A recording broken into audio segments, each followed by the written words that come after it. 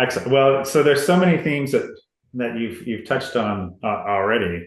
I'd like to dive into one particular area and explore recognition a bit more, and layer in some market research that we commissioned that revealed that only 33% of North American college graduates feel comfortable voicing their own skills during their first job search.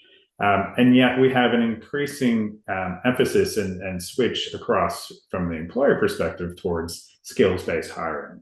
So where do you see open recognition, digital credentials? You mentioned micro credentials as well. So where do you see those tools, technologies, approaches fitting in and supporting and enabling a skills-based hiring?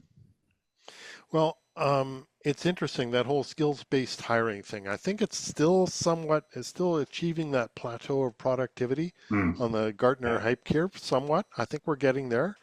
And every year, it sort of seems to sort of make more sense. There are more people showing up who seem to understand where it's at. I think the skills business, a lot of it, skills. I have mixed feelings about a skills first ecosystem because Mm. sometimes it's technology first, sometimes it's courses first. Take this course, then you'll have this skill, and it's something you put on your forehead, and you can fill up these skills. And we know it doesn't work like that.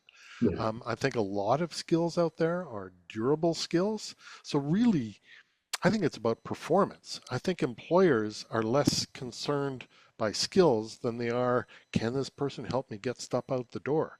Can they grow with me over time? Can they Mm. help my company grow? They help my company learn?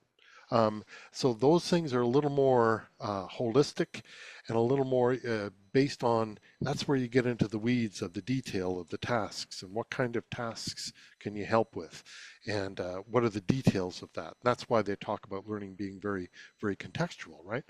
Um, the other issue with skills is if it's SAP, that's pretty clear. If Mm. it's communication, what do you mean? If it's leadership, what aspect of leadership are you talking about? So I sometimes say those durable skills, it's like trying to stack jellyfish because depending on who you're talking to, they get defined in different ways and they kind of morph into each other. So really what it comes out to being is what can you do? What are your capabilities with those skills? And the skills are a part of it, but it's also your knowledge, it's also your context. Maybe you have a skill and you can't do it in your workplace because it's just there's no capacity in the workplace to accommodate that skill. But yeah, it sounds like um, with open recognition, it can be not only from workplace activity and experience and demonstration of your skills, but through volunteering, through hobbies, through travel, through all sorts of Right. other, yeah. So my colleague Serge Gervais, I'm kind of like his straight man. I'm kind of a practical pig in the middle, and Serge is a bit of a sort of a thought leader in this area, and he was keynoting at. I'm on the board of the Canadian Association for Prior Learning, and we'd invited him over from France to our annual conference that was in Nova Scotia just a couple of months ago, and he was talking about contexts that would be formal, non-formal, and informal, and Mm. also macro, meso, and micro. So the micro would be person to person. The meso would be the institution or the organization, workplace, etc. The macro could be the region or the society or Oh, whatever that you're trying to do.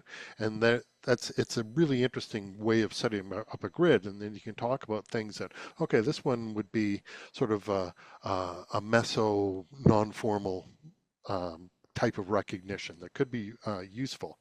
And the point of that is that it should be possible to move from formal or meso to social. The macro. It should be possible to move from informal to maybe even non-formal and maybe even formal as a way of saying. So, for example, I'm a health professional. That's great. I have all those hard skills, and I did my internship. But how am I working with First Nations communities? That was something that BC Campus back in the day was experimenting with. Maybe maybe those hard skills are great, but if you're going to alienate the people you're working with, then that's not really going to help you. Right. Absolutely not.